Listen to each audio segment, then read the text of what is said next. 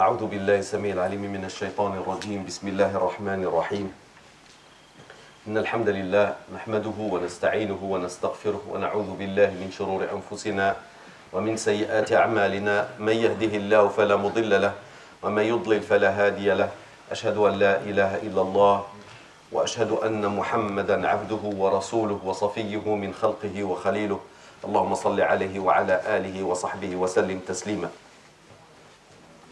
عن أبي هريرة رضي الله عنه عن رسول الله صلى الله عليه وسلم قال ما اجتمع قوم في بيت من بيوت الله يتلون كتاب الله ويتدارسونه بينهم إلا نزلت عليهم السكينة وغشيتهم الرحمة وحفتهم الملائكة وذكرهم الله في من عنده. Abu Huraira radiallahu anhu nous rapporte que le prophète sallallahu alayhi wa sallam a dit: chaque fois qu'un groupe de personnes se réunissent dans un lieu dans le but de réciter la parole de Dieu et de l'étudier entre eux, Allah subhanahu wa ta'ala fait descendre sur eux la paix et la sérénité. Et la miséricorde les couvre de toutes parts. Les anges viennent les accompagner dans leur assistance. Et Allah subhanahu wa ta'ala parle d'eux dans son assemblée, dans son firmament. عن أبي حفص عمر بن الخطاب رضي الله عنه قال قال رسول الله صلى الله عليه وسلم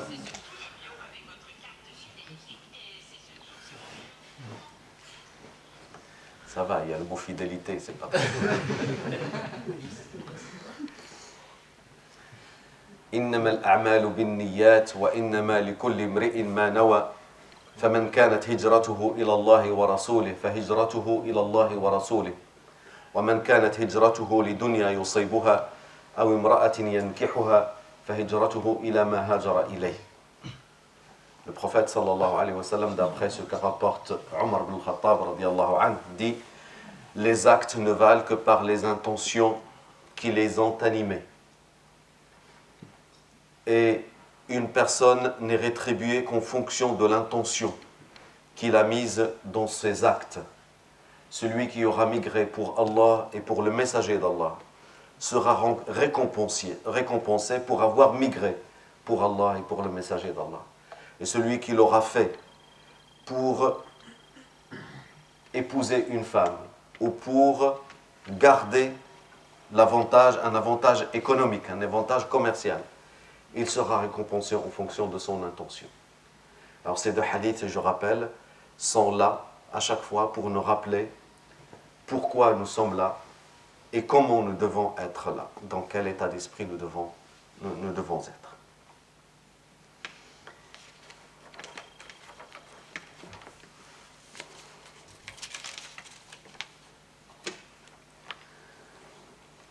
Nous avons pris l'habitude dans cette première partie de parler de Adabu Talabi al-Ilm, la déontologie de celui qui est dans la quête de la science. Et nous nous basions sur un magnifique poème qui justement accompagne toute personne dans cette quête pour lui rappeler comment il doit être au début, comment il doit être pendant, et puis pour dessiner aussi les contours du savant peut-être qu'il sera un jour. Il dit dans son poème, rahimahullah, lakinnaha, c'est-à-dire cette poésie qu'il a mis en place, lakinnaha jisrun ila al-adabi tadhkiratan li zumrati at-tullabi. Il compare ce poème-là à un pont. Pour le moment, tu es dans, disons par exemple, rive gauche. Et la science se trouve rive droite. Et avec la science se trouve aussi l'état d'esprit, se trouve la personnalité du savant, se trouve non seulement ce que le savant doit savoir, mais ce que le savant doit être. Ce qu'on appelle l'adab. Et il donne à ce poème-là l'image d'une passerelle, d'un pont. pour rappeler à tous ceux qui sont des talib, et c'est très très joli dans la terminologie arabe, il y a al-alim et puis il y a al-talib.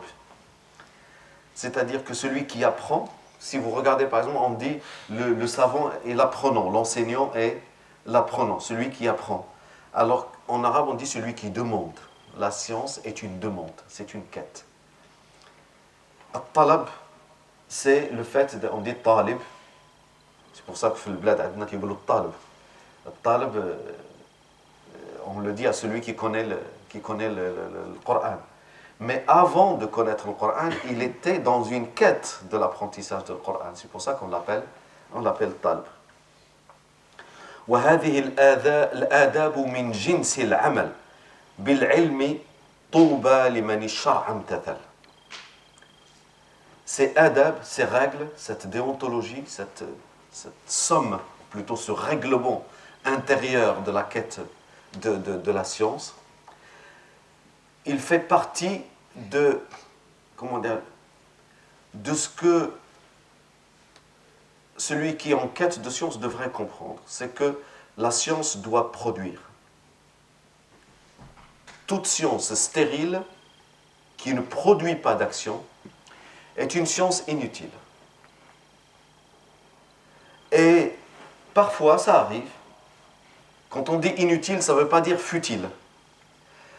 Ça veut dire que si tu l'ignores, ça n'a aucune conséquence sur ce que tu es en train de faire. Apprendre des choses dans la science qui n'ont pas de production immédiate dans ta vie, dans tes connaissances, dans ta façon de voir les choses, c'est un luxe. C'est un luxe que certaines personnes pourraient se permettre. Mais, avant même la quête de la science commence à produire déjà. C'est-à-dire que tu dois te transformer pour pouvoir apprendre. Et tu dois te transformer au moment où tu as appris. Et tu dois continuer à changer parce que la science que tu acquiers t'amène à agir. Et cette action fait toujours de toi quelqu'un de très haut. Nous avons la fameuse invocation qui nous dit que nous demandons à Allah subhanahu wa ta'ala que l'instant d'aujourd'hui soit meilleur que celui d'hier et que celui de demain soit meilleur que celui d'aujourd'hui. C'est-à-dire, dans notre invocation, nous nous inscrivons dans une évolution vers le meilleur. Touba limani shar'a amtathal. Félicitations.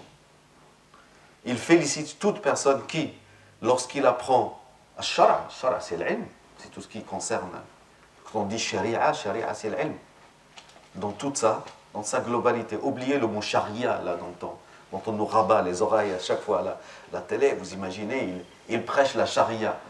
Votre sharia n'a rien à voir avec notre sharia, même si elle se rencontre peut-être sur un point ou deux, mais c'est pour ça que je vous dis, mes frères, quand vous voulez utiliser ce mot-là, ne dites pas le mot charia, parce que d'abord il n'est pas beau, ça ressemble à d'autres mots qui ne sont pas très très beaux, et en plus il s'appelle sharia, c'est-à-dire la voie, la voie, mais dans le sens, pas seulement le chemin tracé, mais tout ce qui est autour, le point de départ, le sentier aussi bien que la finalité, et la finalité derrière c'est l'agrément d'Allah subhanahu wa ta'ala, c'est Sirat al-Mustaqim comme il est décrit. Le début de Sirat al-Mustaqim il est à nos pieds et sa fin se trouve au paradis. Et cela nous amène à une notion extrêmement importante. Elle est résumée dans le titre que Al-Khatib al-Baghdadi rahimahullah a donné à un de ses livres qui s'appelle Iqtida'ul ilmi al-amal. La corrélation entre le savoir et le faire. Le savoir et l'action. Il y a une corrélation qui les lie, les deux. C'est quasiment une dualité. Izdiwajiyat al-ilm wal-amal. Khatib al-Baghdadi a écrit un tout petit livre. Vraiment, il n'est pas très très grand. L'Albani, rahimahullah, on a fait un tahqiq. J'ouvre juste une parenthèse. Si jamais vous lisez ce livre, vous allez avoir la même réaction que beaucoup de gens. C'est que quand vous voyez le tahqiq, c'est la vérification de la valeur des hadiths utilisés dans le livre. Vous allez être choqué parce que des hadiths utilisés par le Khatib al-Baghdadi sont des hadiths daïfs. Alors je veux vous épargner la surprise que vous aurez si jamais vous le lisez. Ne vous inquiétez pas. N'inquiétez pas, il y a un truc à savoir. C'est que les hommes de science musulmans, quand ils ont un thème à traiter, la méthodologie voudrait que tu traites ou que tu amènes tout ce qui a été dit concernant ce sujet-là. Mais quelque chose qui échappe, et là justement il y a un savant très connu, toujours avec le costard cravate, qui fait parfois, il prend des livres islamiques et il les pourfond regarder le contenu de ces livres, c'est de l'obscurantisme, et puis il a juste oublié une chose. Il dit par exemple sur At-Tabari, qui est à la fois un grand exégète du Coran et aussi peut-être le plus grand historien, Ibn Jarir Tabari, rahimahullah, il dit regardez les énormités qu'il met dans son livre. Il a juste oublié une chose, de dire une chose. C'est que les savants musulmans citent ce texte, mais avec la chaîne. Parce que les livres qui sont produits, notamment les grands livres, les grandes productions, ne sont pas destinés à la consommation de monsieur tout le monde. Ils sont utilisés comme des références pour d'autres chercheurs. Le monde des savants, c'est le monde de la recherche. Tout ce que l'on fait étudier, regardez par exemple, vous avez le Cheikh Al-Albani, il a fait Silsila Sahiha, donc le recueil des hadiths authentiques, ou authentifiés on va dire. Mais il a aussi fait Silsila Da'ifa. Alors pourquoi il a fait tous ces tomes-là dans lesquels se trouvent les hadiths da'ifa? Pourquoi faire?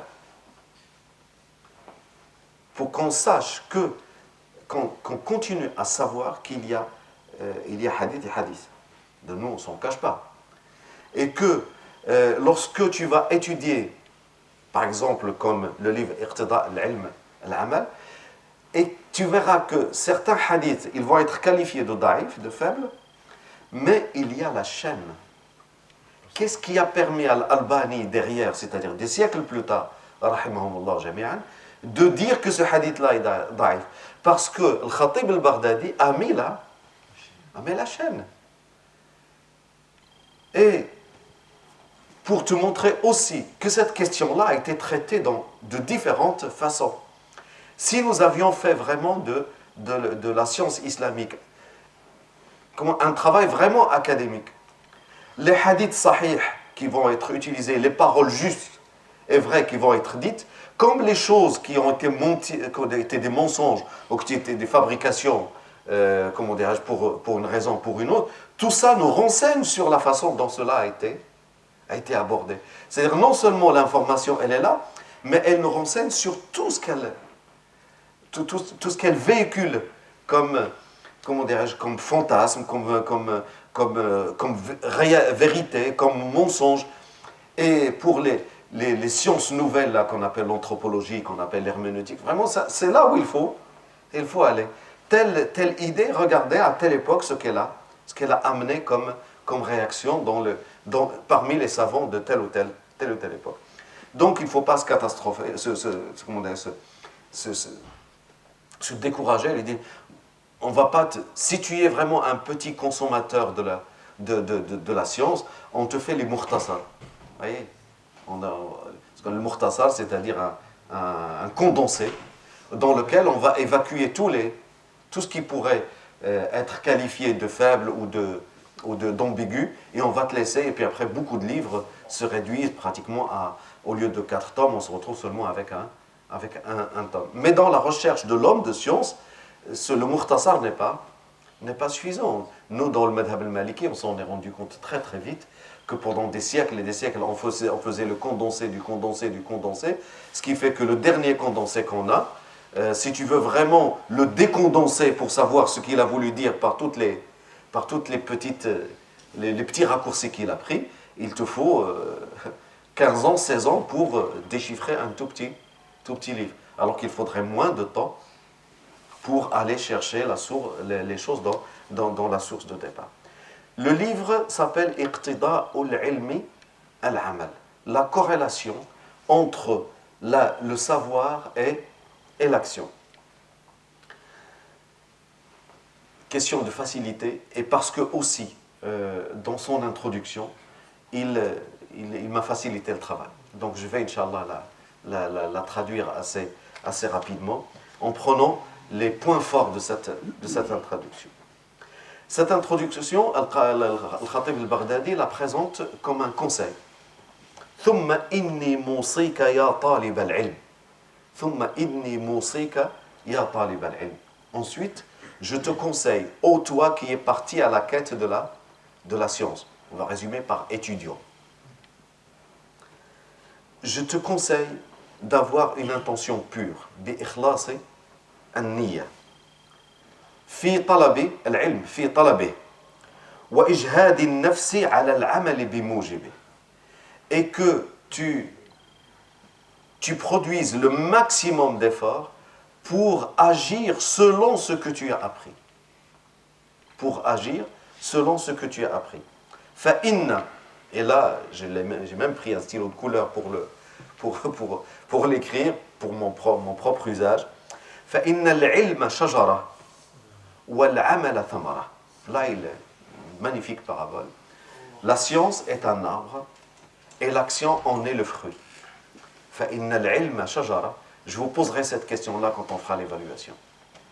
Quelle est la parabole utilisée par Al-Khatib al-Baghdadi pour représenter la corrélation entre la science et l'action?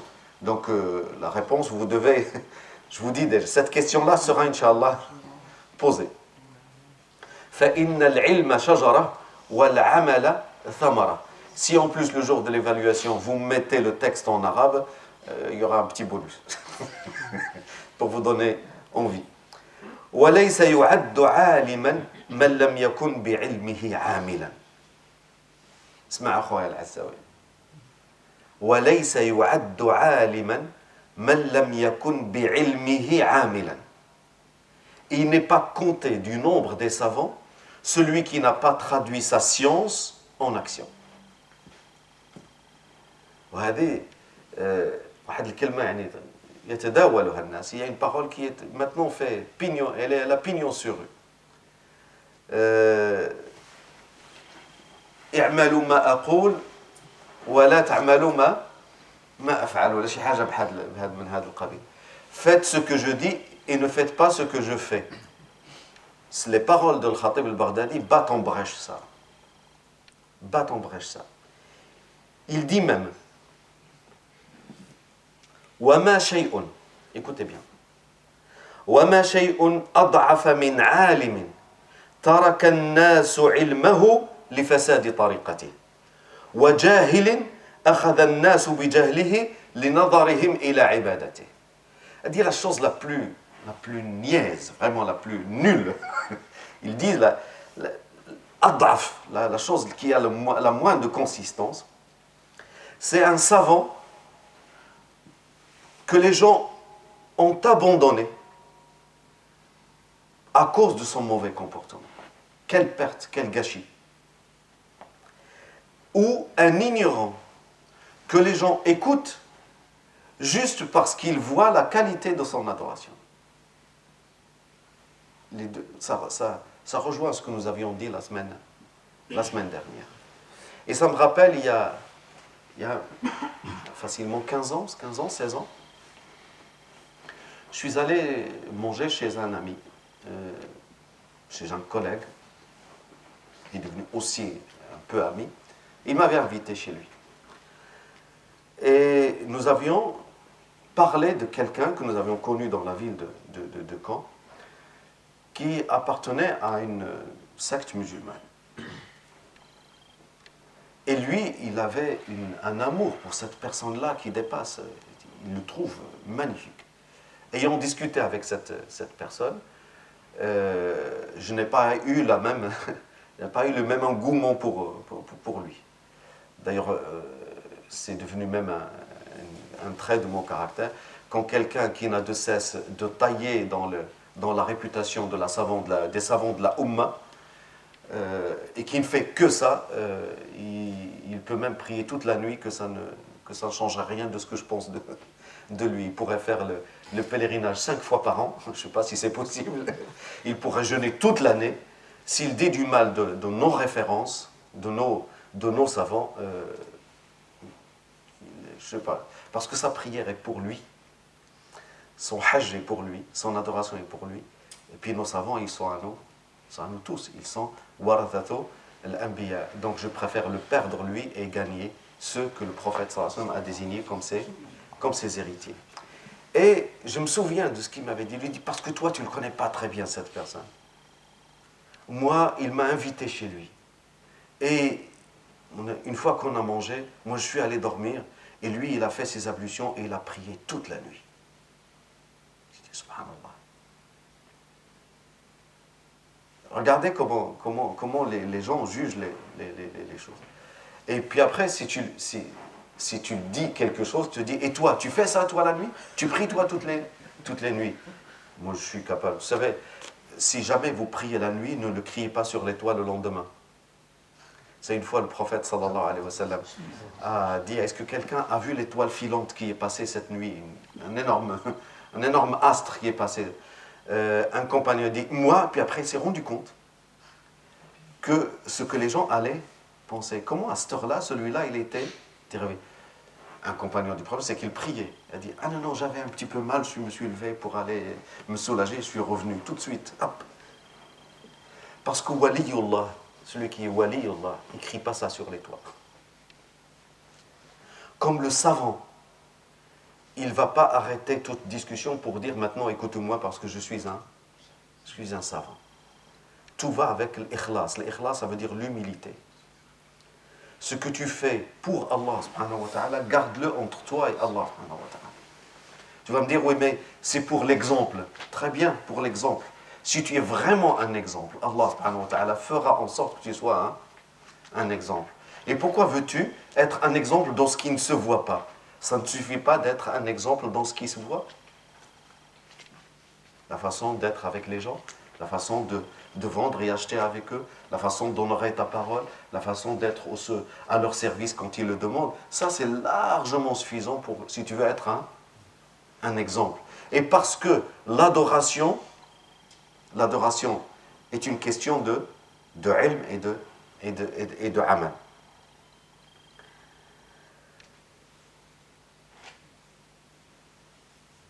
والعلم يراد للعمل كما العمل يراد للنجاة فإذا كان العمل قاصرا عن العلم كان العلم كلا على العالم ونعوذ بالله من علم عاد كلا وأورث ذلا وصار في رقبة صاحبه غلا. Ces paroles-là, vraiment, je terminerai justement par ces paroles. Enfin, c'est l'avant-dernière chose que je dirais, Inch'Allah. Il dit, on apprend la science parce qu'il y a l'action derrière. C'est pour pouvoir en faire quelque chose. Et pour cette même raison, on agit parce que derrière, il y a le salut que nous voulons. Vous voyez, c'est l'ilm engendre l'action. L'action, conformément au ilm qu'on a appris, nous amène à l'agrément d'Allah subhanahu wa ta'ala. Donc, s'il y a un décalage, un déficit d'action, alors qu'il y a énormément de science, cette science-là devient un poids sur le dos du savant. C'est une mère qui envoie son fils apprendre le hadith. Et puis il lui a dit, mon fils, vas-y tout doucement. Apprends 5 hadiths par 5 hadiths. Parce que si tu fais le glouton, vous savez, le gars qui veut, tu ne fais qu'augmenter la preuve de Dieu sur toi. Tu ne fais qu'augmenter. Parce que tu engranges la science, mais tu n'as... Vous savez, c'est comme quelqu'un qui mange plus que ce qu'il ne peut digérer. Ça se traduit par quoi? Ça se traduit par une... On dit b'larabiyya tukhma yak. Vraiment, t'es pas bien, tu dors pas. Bien, c'est exactement ce qui arrive parfois, que certaines personnes s'attaquent à une science dont ils ne sont pas capables de digérer, et ça produit beaucoup de dérapages que nous connaissons à notre époque. Et il dit, nous demandons la protection d'Allah subhanahu wa ta'ala contre toute science qui devient une surcharge et que par la suite engendre l'humiliation. Vous imaginez, les gens t'écoutent parler, ils te mettent là, ils te voient agir, ils te mettent là, après ils vont te mépriser. كيف كنقولوا الفقيه اللي كنتسناو بركته دخل الجامع ببلغته ياك يعني واحد المثل مغربي un proverbe marocain qui dit le cheikh dont nous attendions la bénédiction, il est entré à la mosquée avec ses chaussures. Vous soulignez le décalage. Le premier qui aurait dû respecter le lieu, c'était le premier à l'avoir comment dirais-je, offensé par son action. Les gens n'aiment pas ça. Les gens pardonneraient plus facilement à quelqu'un qui fait beaucoup mais qui sait peu, alors que celui-là aussi est dangereux. Parce que toute action dans le din qui n'est pas basée sur la connaissance est nulle et non avenue. Est nulle et non avenue. Quelqu'un te dit, moi je suis allé faire l'umrah. Toi tu vas faire l'umrah. Et tu avais un guide avec toi, non? Et tu as appris ça avant de partir? Ben non, c'est l'umrah. Tu vois, je suis allé à Uhud, je suis allé à Quba, j'ai fait, et après que je suis allé à la Hira, c'est pas ça l'umrah, moi. L'umrah, tu sais, il y a des arcanes, il y a des shurut, il y a des... Oui, mais l'essentiel, c'est la spiritualité. Je dis, mais tu as perdu ton argent pour rien. Parce que tu es allé à un endroit dans le but d'accomplir quelque chose, mais tu n'avais pas la connaissance qui allait avec. Et là, à la limite, ce n'est pas très grave, c'est qu'une perte d'argent, une perte de temps, il pourrait toujours le refaire. Mais quelqu'un, par exemple, qui arrive, l'imam était entré dans la prière, il avait déjà fait 2 rak'at, il est devancé de 2 rak'at, puis après, à la fin, il se lève et il rattrape les 2 rak'at qui lui manquent, comme bon lui semble. Il dit, ouais, mais j'ai senti qu'il fallait faire ça. Mais tu n'as pas à sentir qu'il fallait faire. Tu as bâti une action sur un déficit de science. Tu as bâti une action sur un déficit de science. Donc, cette dualité des deux, il faut la garder vraiment très, très présente. Et je cite le Khatib al-Baghdadi, rahimahullah, « Al-ilmu walid, wal-amalu mawloud, wal-ilmu ma'al amal, wal-riwayatu ma'ad diraya. » Là, il fait plusieurs dualités. Il dit, la science, c'est le père. C'est celui qui engendre. Al-amal, l'action. Et le mawloud, c'est celui qui est engendré. Wal-ilmu ma'al amal. Ils vont l'un avec l'autre. Wal-riwaya ma'ad diraya. Et ce que tu apprends, tu dis, qala Rasulullah, qala Abu Huraira, qala Ibn Taymiyyah, qala. Si tu ne comprends pas ce qui est dit pour pouvoir agir et le transformer en action, cela, tu es dans la futilité. سبحانك اللهم وبحمدك أشهد أن لا إله إلا أنت أستغفرك وأتوب إليك اللهم صل على محمد وعلى آله وصحبه وسلم تسليما